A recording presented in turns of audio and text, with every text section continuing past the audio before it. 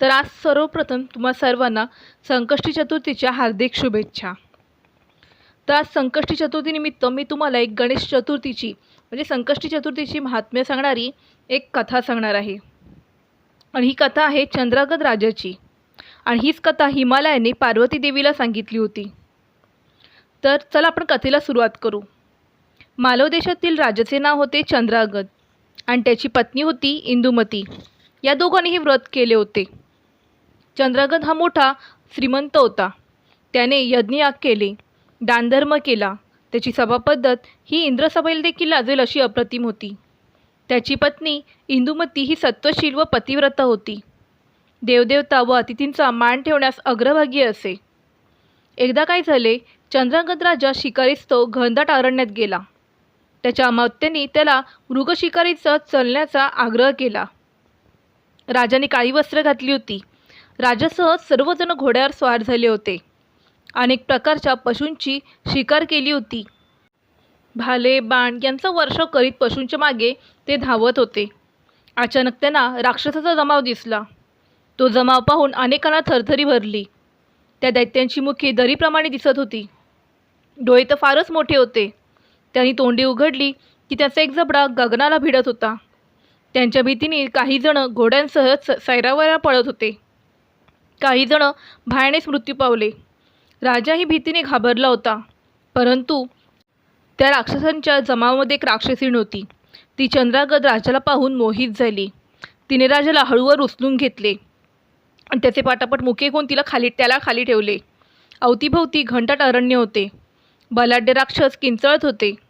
राजाला तिने खाली ठेवले खरे, परंतु ती इतरांना खाऊ लागली. राजावर मोहित झाल्याने तिने राजाला काही केले नाही आणि ती राक्षसीण इतर सैनिकांना खात असतानाच या संधीचा फायदा घेऊन राजा दूर पळून गेला. दूर अंतरावर गेल्यावर त्याला एक सरोवर दिसले. त्या सरोवरात त्याने उडी मारली आणि तो काय आश्चर्य, त्या सरोवरात वास्तव्य करत असलेल्या नागकन्याने पकडून त्याला पाताळात नेले. पाताळात नेल्यानंतर त्याच्याबद्दलची हकीकत विचारली गेली. त्या माहितीनुसार तो राजा असल्याचा निर्वाळा मिळताच त्या नागकन्या म्हणाल्या, तू आमचा पती झाल्यास आम्ही तुला पाहिजे ते देऊ. त्यावर तो राजा म्हणाला, मी सोमवंशी आहे. आम्ही एकवचनी एकपत्नी व्रत जपतो. परधन व परणारी यांची आस धरत नाही. आम्ही वाईट कर्मापासून अलिप्त राहतो. मी तुमचा अतिथी आहे, तेव्हा मला दुर्व्यवहार करायला सांगून माझ्या धर्माला डाग लावू नका. नलराजाला उद्देशून नागकन्या म्हणाल्या, तू ज्या पत्नीसाठी आमची घृणा करतोस, आमची अवहेलना करतोस, तिच्याशी तुझी भेट कधीच होऊन देणार नाही. आम्ही तुला इथे बंदिस्त करून ठेवतो. एवढे बोलून त्यांनी राजाला अक्षरशः कारागृहामध्ये कोंडून ठेवले. इकडे सरोवरात राजा गडप झालेला पाहून त्या भयानक राक्षसीने राजाचा शोध घेण्यासाठी सरोवरचे सगळे पाणी पिऊन फस्त केले. जे राजाबरोबर शिकारी होते ते राक्षसाच्या भयाने प्रथम पळ काढून नगराकडे त्यांनी कूच केली होती.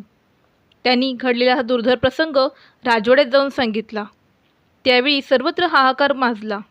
इंदुमती म्हणजे त्या चंद्रागत राजाची पत्नी हे वृत्त ऐकून बेशुद्ध पडली. तिला लोक धीर देत शुद्धीवर आणू लागले. ती शुद्धीवर येताच पुन्हा पतीसाठी हंबरडा फोडू लागली. महाराज सुखरूप असतील, एखाद्या तज्ज्ञ ऋषीला विचारून खरे काय ते वृत्तांत पाहूया असे आणि समजावून घेऊ, व्यर्थ रडू नका अशा पद्धतीने सांगून लोकांनी तिचे सांत्वन केले. परंतु इंदुमती काही गेला ऐकेना. ती अधिक शोकाने आकांत करू लागली. 12 वर्ष उलटून गेली. राणी स्वतःला वैधव्य आल्याचे समजत होती. एके दिवशी नारद मुनींचे त्या नगरात आगमन झाले. त्यांनी राणीची भेट घेतली. तिची करुण कहाणी ऐकून नारद तिला म्हणाले, तुझा पती सुखरूप आहे. तू वैधव्य पत्करू नकोस. सौभाग्य कुंकुम कपाळी घेऊन सौभाग्यभूषणे परिधान कर. तुझ्या पतीची व तुझी लवकरच भेट होईल. तुला मी त्यासाठी उपाय सुचवतो. नारदाचे सांगणे इंदुमतीला पटले. ती आनंदित झाली. प्रधानाने नगरभर नारदाची संदेशवाणी सांगून शर्करा वाटली. इंदुमती सौभाग्यभूषणे लिहिली. म्हणजेच तिने पूर्ण सौभाग्यभूषणे व सुंदर वस्त्र तिने परिधान केले. आणि त्याच्यानंतर नारदाने सांगितलेल्या व्रताचे तिने गणेश चतुर्थीचे व्रत केले. त्या व्रताच्या साक्षात्काराने नागकन्यांची मते परिवर्तित झाली. त्या नागकन्या वाटू लागले, आपण व्यर्थच राजाला बंदीखान्यात टाकले. त्याला दुखून आपले काही सार्थक होणार नाही. त्यांनी राजाची मुक्तता केली व आदराने सरोवरावर बाहेर काढून त्याची रवानगी केली. राजा सरोवरातून बाहेर आला व नागकन्याने त्याला एक उमदा घोडा दिला. सरोवराबाहेर आल्यानंतर राजा नित्याचे उद्योग करू लागला. तेव्हा योगायोगाने तिथे काही नागरिक आले. राजाला त्यांनी ओळखले. नागकाने दिलेला पेहराव त्याच्या अंगावर होता, तरी पण चंद्रागद राजाला ओळखण्यास त्यांना विलंब लागला नाही.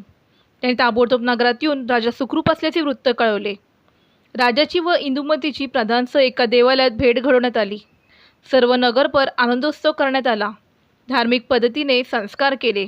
12 वर्ष विरह केला म्हणून 12 शब्दविधी केला. पुण्यस्तोत्र वाचले. गणेशाची पूजा करून मोठ्या दिमाखाने राजा राणीची मिरवणूक काढली.